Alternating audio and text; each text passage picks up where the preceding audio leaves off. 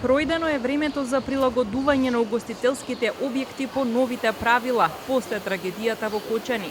Сега веќе издаваме решенија за отстранување на урбаната опрема или дел од угостителскиот објект, вели градоначалникот на Центар Горан Герасимовски. Општина со најголем број на кафеани, барови и друг вид на угостителски објекти во државава. Сите, во моментов се прави дополнителна посета од страна на инспекторите во делот дали ја поседуваат целосната документација, таму каде што не се поседува, се даваат решенија за отстранување на дел од објектот кој што не е во самиот елаборат кој што е одобрен од страна на општината.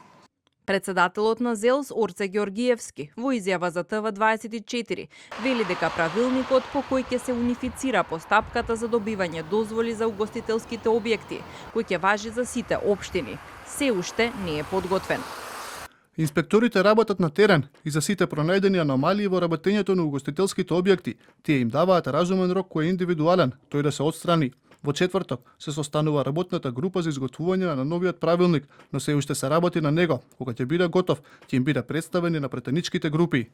И додека некои општини го чекаат новиот правилник за да отпочнат со отстранување на угостителските дивоградби, општина Струмица веќе отстрани дел од угостителски објекти за кои општината тврди дека се незаконски.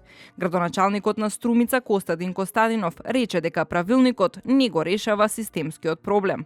Градоначалникот на Центар пак вели дека по угостителските објекти биле поделени информативни листови со сите услови и закони кои требале да ги испочитуваат, за да имаат одобрение за поставување на урбана опрема.